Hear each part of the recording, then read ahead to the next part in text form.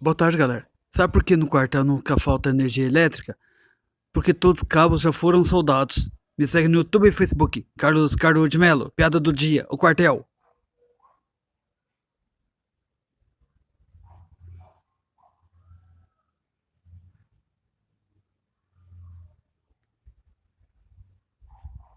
Piada do dia, o saco de cimento. Um homem chegou no bar do seu amigo e falou assim: Nossa, compadre, caiu um saco de cimento lá na cabeça do teu filho, lá naquela construção lá perto da tua casa. Teu filho ia passando, caiu um saco de cimento na cabeça dele.